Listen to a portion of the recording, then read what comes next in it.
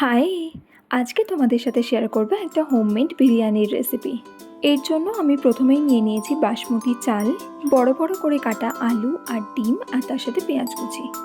আলু আর ডিমটা আগে থেকেই সেদ্ধ করে রাখা ছিল। এবার সেটাকে ভালোভাবে লাল লাল করে তেলেতে ভেজে নেব। ভালো করে এগুলোকে ভেজে নিয়ে আলাদা একটা জায়গায় তুলে রেখে এবার সেই তেলের মধ্যেই দিয়ে দিলাম পেঁয়াজ কুচিগুলো। লো ফ্লেমেতে রেখে বেশ কিছুক্ষণ সময় নিয়ে পেঁয়াজগুলোকে লাল লাল করে ভেজে ফেলতে হবে। পেঁয়াজে ব্রাউনিশ কালার চলে এলে সেখান থেকে আমি কিছুটা বেরেস্তা তুলে রাখবো লাস্টে বিরিয়ানির লেয়ারিংয়ের জন্য।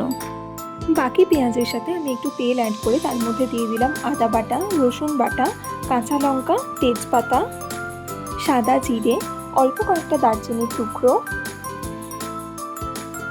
তার সাথে দিলাম হলুদ গুঁড়ো, লঙ্কা গুঁড়ো, জিরে গুঁড়ো আর বিরিয়ানি মশলা।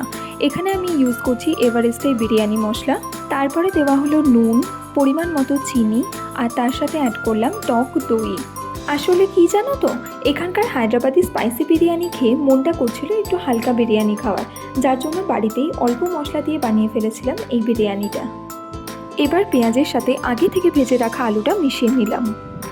আগে থেকে সেদ্ধ করে ভেজে রাখা ডিমগুলোকে এবার এইটার সাথে মিশিয়ে দেব। তার আগে করলাম ডিমটাকে একটু ছুরি দিয়ে কেটে নিলাম, যাতে মশলাগুলো ডিমের ভেতরে ভালো করে ঢোকে। ব্যাস, এটা তো রেডি হয়ে গেল। এবার চলে যাব বিরিয়ানির রাইসটা করতে। জলের মধ্যে নুন, অল্প একটু সাদা তেল আর কয়েকটা দারচিনির টুকরো দিয়ে দিলাম বাসমতি রাইস। রাইসটা 80% কুক হয়ে গেলে সেটাকে নামিয়ে ভালোভাবে তার ফ্যান ঝরিয়ে নিতে হবে। ভাতটা এইরকমই ঝরঝরে ছাড়া ছাড়া হয়েছে সাদা তেল ইউজ করার জন্য। তোমরা সাদা তেলের বদলে ঘিও ইউজ করতে পারো। এবার একটা জায়গায় ঘি নিয়ে তার মধ্যে বিরিয়ানি মশলা দিয়ে আমি লেয়ারিং স্টার্ট করলাম। মেক শিওর যে যেই পাত্রে তোমরা লেয়ারিং করবে সেই পাত্রে ভালোভাবে ঘি বা সাদা তেল মাখিয়ে নেবে, তাহলে লেয়ারিংয়ের পর আবার যখন ওটা ওভেনে বসানো হবে তখন সেটা ধরে যাবে না। লেয়ারিংয়ের জন্য প্রথমে রাইস দিয়ে তার উপরে ঘি আর বিরিয়ানি মশলার মিক্সচারটা দিয়ে তার মধ্যে আলু আর গ্রেভি দিয়ে দিলাম বেরেস্তা। এই সেম প্রসেসে 3-4 বার লেয়ারিং করে একদম ওপরে দিয়ে দিয়েছিলাম ডিমটা।